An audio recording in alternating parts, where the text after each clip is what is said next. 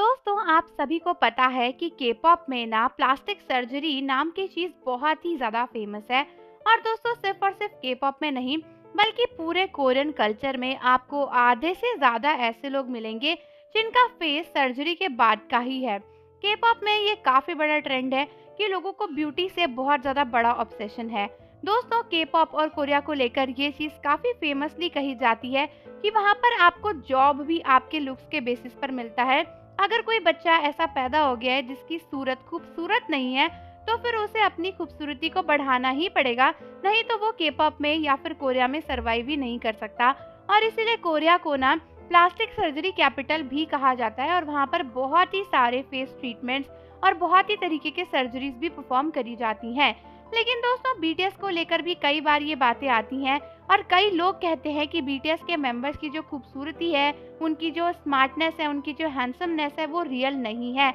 कई लोगों का कहना है कि बीटीएस कितना भी कह ले, लेकिन सच्चाई यही है कि बीटीएस के मेंबर्स ने भी सर्जरीज करवाई हैं और इसीलिए आज वो इतने ज्यादा स्मार्ट हैं। और ये बात स्पेसिफिकली वी के लिए काफी ज्यादा कही जाती है, क्योंकि पिछले कुछ सालों से ना वी को most handsome man of the world का टाइटल मिलते आ रहा है। और कई सारे लोगों को ये चीज पसंद नहीं आती कि किस तरीके से वी को ये टाइटल बार बार मिलते रहता है। लेकिन रिसेंटली बीटीएस की प्लास्टिक सर्जरी को लेकर एक बड़ी रिवीलेशन हुई है, जिसके बारे में हम इस वीडियो में बात करने वाले हैं। तो दोस्तों, आप सभी को पता है बीटीएस के मेंबर्स आज से तो हमारे साथ है नहीं। ऑलमोस्ट उनके यंग एज और उनकी टीनेज लाइफ से हमने बीटीएस की फोटोज और वीडियोस को देखा है। जब से बीटीएस के मेंबर्स के-पॉप में एंटर हुए थे, तब से लेकर अभी तक हमने उनका ट्रांसफॉर्मेशन, उनकी ग्रोथ देखी है और देखा है कि किस तरीके से सेम शक्ल वाले बीटीएस के मेंबर्स जब छोटू थे, बहुत ज्यादा इनोसेंट थे, और आज वो कितने ज्यादा बड़े हो चुके हैं। दोस्तों, हमारे इस ऑब्जर्वेशन के अलावा कई सारे बड़े बड़े साइंटिस्ट ने भी बताया है कि बीटीएस के मेंबर्स के फेस में जो चेंजेस है वो नेचुरल है। रिसेंटली काफी सारे साइंटिस्ट ने बीटीएस के ऊपर फिर से एक रिसर्च करी थी, जिसके बाद उन्होंने अपनी रिपोर्ट्स निकाली और उनका कहना है कि बीटीएस मेंबर्स के फेसेस पर जो भी चेंजेस है ना, वो सर्जरी के है ही नहीं। कई सारे साइंटिस्ट ने बताया कि अगर आप बीटीएस के मेंबर्स के फेसेस देखो, जैसे कि जिन का फेस देख लो या फिर वी का या जंगकुक का फेस देख लो, तो आपको रियलाइज होगा कि उनका फेस काफी ज्यादा सिमिलर है। इवन अभी भी बीटीएस के फेस पर वही बचपना है जो बचपन में उनके फेस पर दिखता था। फॉर एग्जाम्पल, जंगकुक कभी भी अगर इनोसेंट सा फेस बनाते हैं, तो उनके बचपन की फोटो, जो यंग टीनेज वाली फोटो है, उससे उनकी शक्ल बहुत ज्यादा मैच होती है। और यही सेम चीज जिमिन के साथ भी है। अगर वो थोड़े से भी चबी हो जाएं, तो उनकी यंग एज टीनेज वाली फोटो से उनका फेस बहुत ज्यादा मैच होने लगता है।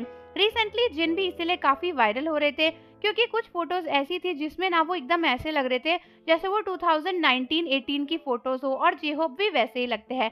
कई सारे साइंटिस्ट ने बताया कि उन्होंने बीटीएस के चेहरों के रेशियोज एंड प्रपोर्शंस को रीड किया और उन्हें समझ में आया कि कुछ भी आर्टिफिशियल नहीं है। क्योंकि ऑब्वियसली अगर कोई भी अपने फेस पर कोई भी सर्जरी कराता है ना, तो वो चीजें थोड़े से प्रपोर्शन में इधर उधर हो जाती हैं और उनके बचपन के फेस में जो ग्रोथ हो सकती थी, बड़े होकर उनके फेस में जो ग्रोथ हुई है उसमें काफी डिफरेंस आ जाता। लेकिन बीटीएस की एक्चुअल ग्रोथ में ऐसा कुछ भी नहीं है। कई सारे साइंटिस्ट का यही कहना है कि बीटीएस के फेस पे जो भी चेंजेस हुए हैं, वो उनकी बढ़ती हुई उम्र के साथ ही हुए हैं। साथ ही साथ उनके वेट गेन और लूज में जो भी चेंजेस होते हैं ना, उसकी वजह से भी उनके फेस पर बहुत चेंजेस आते हैं, जैसे कि उनकी जॉ लाइंस में या फिर उनकी नोज शेप में, और वो सब उनके फेस पर रिफ्लेक्ट होते हैं। तो दोस्तों, ये प्रूफ है उस बात का कि बीटीएस के मेंबर्स ने कभी भी प्लास्टिक सर्जरी नहीं कराई है। और उन लोगों को जवाब है जो बार बार ये कहते हैं कि बीटीएस के मेंबर्स इतनी फेम डिजर्व नहीं करते क्योंकि उनके चेहरे ही फेक हैं। तो आर्मीज, आप मुझे कमेंट्स करके बताओ कि बीटीएस की प्लास्टिक सर्जरी के ऊपर आपका क्या कहना है। और जाने से पहले चैनल को सब्सक्राइब कर दो, बेल आइकन प्रेस कर दो। मिलते हैं आपसे अगली वीडियो के साथ।